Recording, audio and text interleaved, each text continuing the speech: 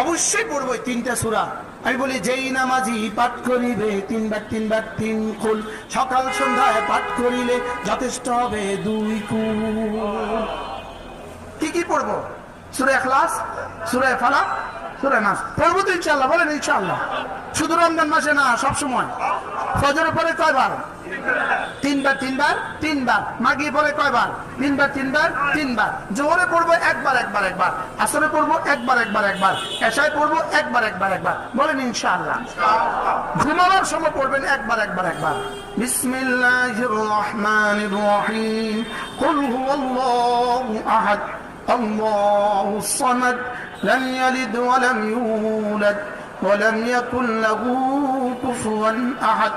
بسم الله الرحمن الرحيم. قل أعوذ برب الفلق من شر ما خلق